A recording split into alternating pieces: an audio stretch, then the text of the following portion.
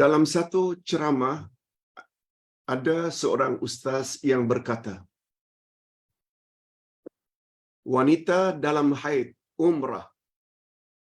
Waktu wanita dalam haid pergi umrah buat pertama kali, wanita tersebut sebaiknya niat umrah cara biasa. Sengaja aku pergi umrah dan memakai ihram karena Allah Ta'ala. Itu biasa. Berniat akan umrah lalu memakai ihram. Begitu kata ustaz berkenaan. Jika masih belum suci ketika hendak meninggalkan Mekah, masih lagi tak suci, maka dia hendaklah bertaklid kepada mazhab Hanafi. Lalu dia tawaf saja dalam haid dan bayar dam seekor kambing. Sebab apa? Sebab dia bimbang tidak berpeluang untuk umrah pada masa hadapan. Mohon pencerahan Pak Ustaz. Ustaz ulang sekali lagi. Saya dengar seorang ustaz berceramah, wanita yang datang haid, dia hendaklah berniat umrah seperti biasa.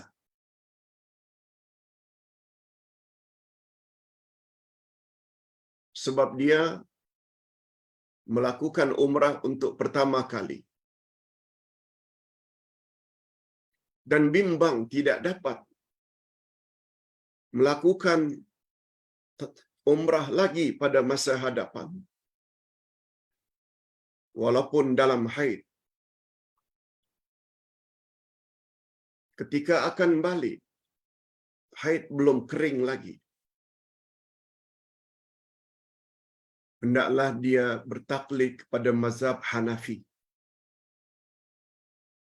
Tawaf saja walaupun dalam haid. Kemudian dia potong dam seekor kambing. Mohon pencerahan Pak Ustaz. Hadirin dan hadirat.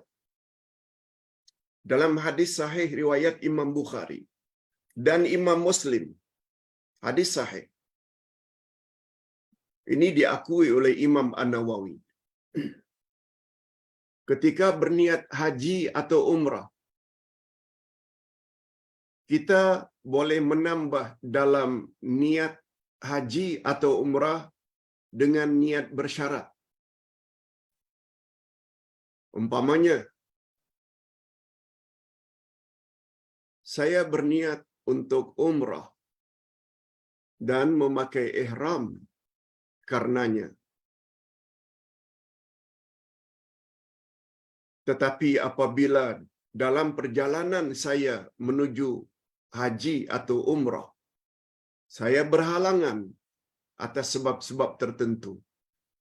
Apakah karena dilarang masuk Mekah disebabkan COVID-19 atau mendapat halangan apa-apa dalam perjalanan, termasuk juga saya terhalang untuk melakukan umrah atau haji, khasnya tawaf karena haid, maka saya tahallul ketika itu juga. Itu namanya niat umrah atau haji bersyarat. Kita tambah niat haji atau umrah tadi dengan tambahan sekiranya saya berhalang, termasuk berhalang karena haid, tidak dapat tawaf, sebab tawaf mesti bersuci. Maka ketika itu saya tahallul. Hadirin dan hadirat, Ustaz tadi menyuruh hendaklah niat umrah biasa tanpa menambah syarat. Ini yang jadi masalah.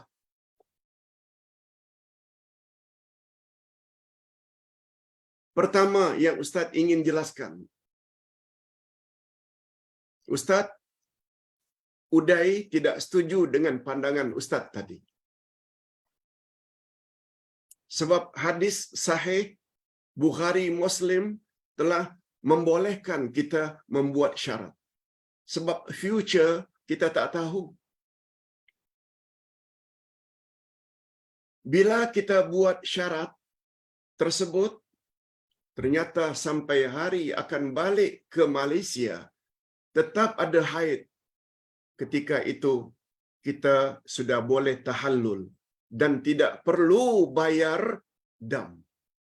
Tak perlu sembelih kambing. Kemudahan yang beri oleh Nabi, kita tak mau gunakan.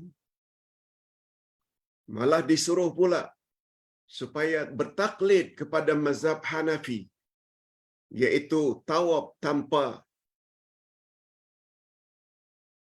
bersuci.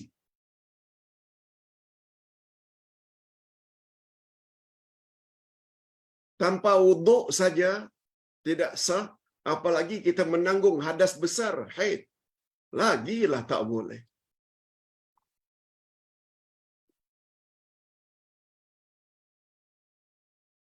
Oleh sebab itu,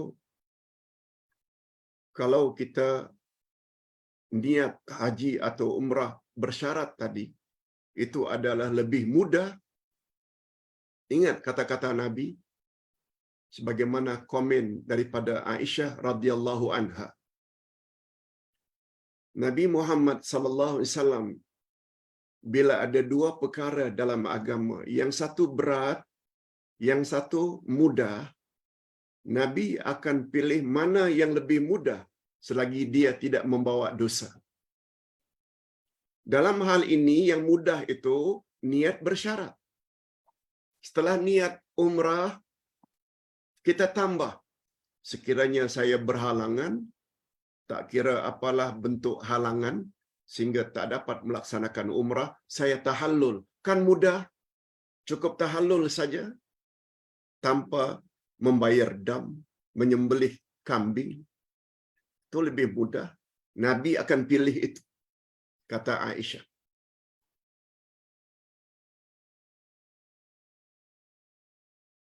Tapi dengan syarat, niat bersyarat itu hendaklah bersama dengan niat umrah. Tidak boleh bersyarat itu setelah kita niat di miqat dengan niat umrah tadi. Lalu sampai landing di Jeddah atau di Madinah. Lalu kita ada kebimbangan.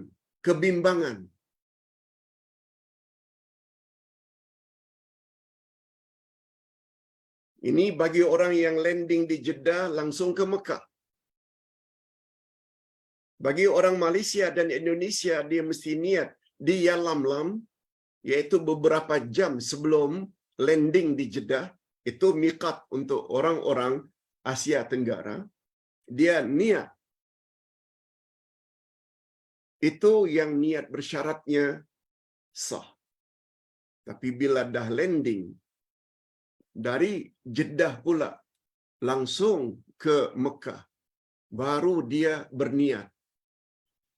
Andai kata saya nanti dalam keadaan berhalangan karena haid, saya akan tahallul.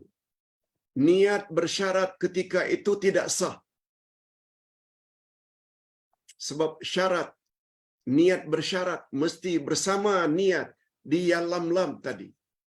Niat umrah. Jeddah bukan tempat berniat. Itu bukan miqat bagi orang Asia Tenggara. Lain halnya andai kata dari Malaysia langsung ke Madinah, dia tidak niat lagi. Dari Madinah nanti di Bir Ali baru berniat. Nah, dia niat di situ bersyarat. Yes, itu boleh.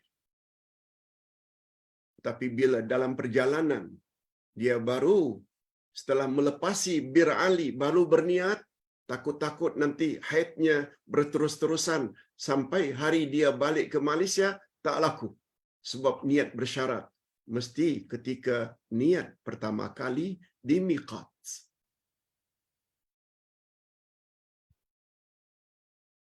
Mereka cukup tahallul saja dan tak payah membayar dam. Itu jawaban Ustaz untuk pertanyaan yang pertama. Pertanyaan yang kedua. Pak Ustaz,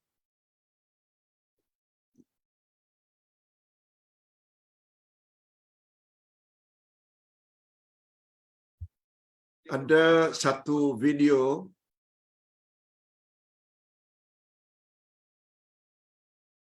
yang agak sensitif untuk Ustaz sebut di sini. Video itu mengatakan pemimpin tertentu, Ustaz tak sebut namanya, mudah-mudahan kita faham. Orang tersebut kita katakan A lah. Sila turun, step down.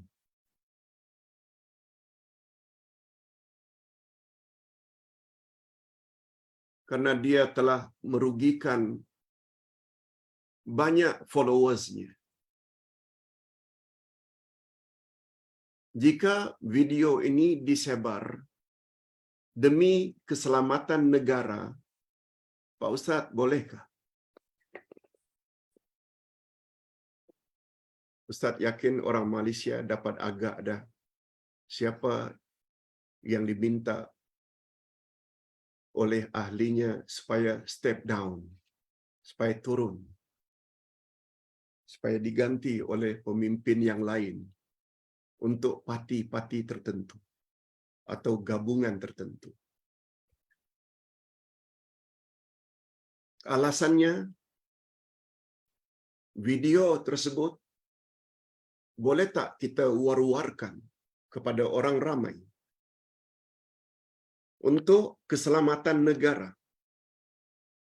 Untuk keselamatan negara.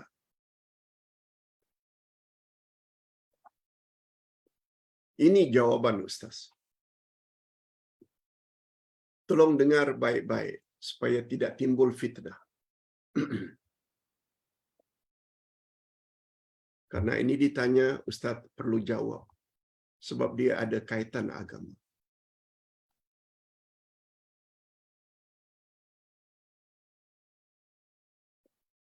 Ingat selalu Islam adalah satu agama yang lebih mengutamakan kepentingan orang ramai daripada kepentingan individu. Ingat selalu. Itu prinsip. Siapa yang mencuri, cukup bukti, saksi, potong tangannya.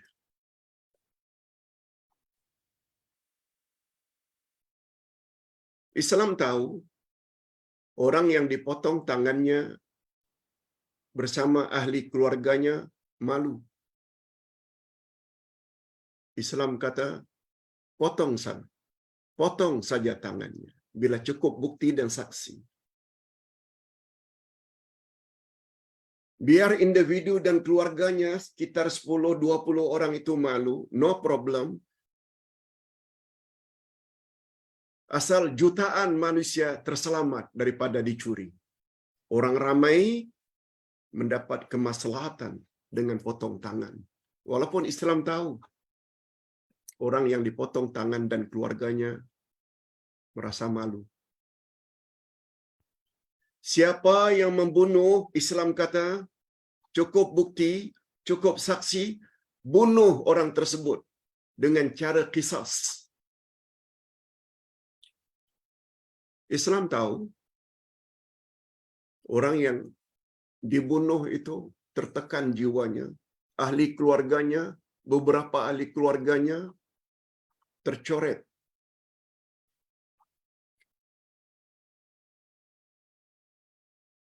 Maruah mereka malu. Islam kata tak mengapa. Yang mati satu orang. Yang malu hanya beberapa keluarga. Asalkan jutaan manusia lain yang ramai itu selamat daripada dibunuh. Biar jadi pengajaran.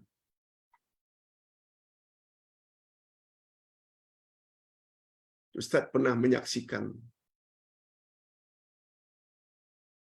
di halaman Masjid Nabawi ketika belajar di Madinah dulu.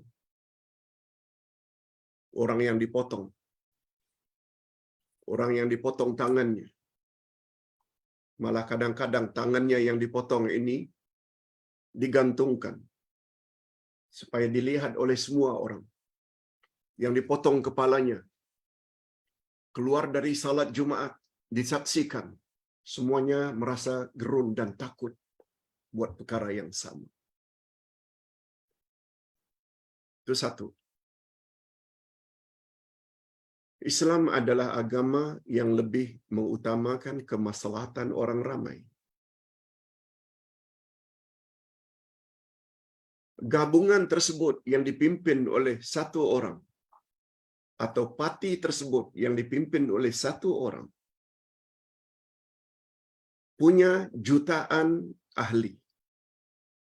Jutaan ahli ini orang ramai.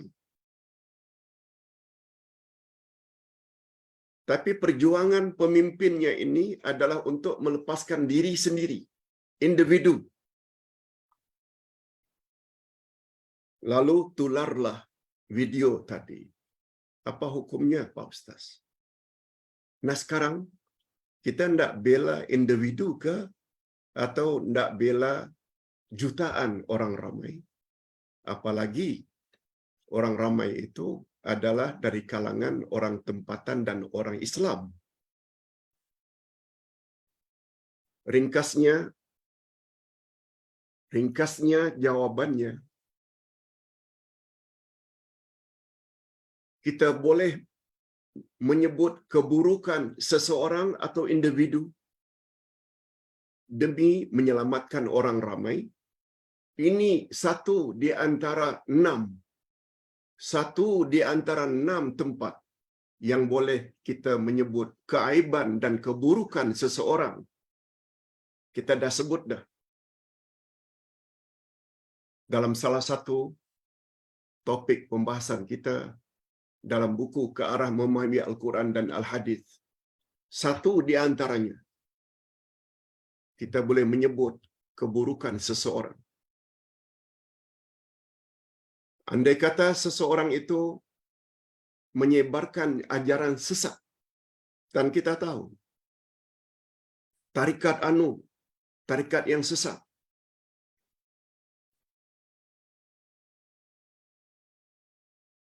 kita tidak salah menyebarkan. Jangan ikut ajaran itu. Sebab ajaran itu punya pandangan begini yang nyata-nyata bercanggah dengan Quran dan Sunnah. Sebagaimana Ustaz pernah sebut, kesesatan Syiah, kesesatan Mu'tazilah, kesesatan Qadariyah, Jabariyah, Murji'ah, Qadianiyah. Tidak salah kita sebut. Tujuannya adalah untuk menyelamatkan orang ramai supaya jangan terpedaya dengan taktik dan helah Syiah, Mu'tazilah dan lain-lain. Jadi Ustaz ringkasnya ingin jawab, bila orang berkenaan sikapnya itu dihebah-hebahkan, diwar-warkan, membuat dia jadi malu, tapi tujuannya untuk menyelamatkan orang ramai, bahwa individu itu memang tak patut untuk dijadikan pemimpin lagi. Ringkas jawaban Ustaz, boleh diwar-warkan dan tidak berdosa dengan alasan tadi. Islam adalah agama yang mengutamakan kepentingan orang ramai daripada kepentingan individu. Ustaz tidak sebut ya siapa orangnya, diharap para pendengar dapat memahaminya, khasnya rakyat Malaysia.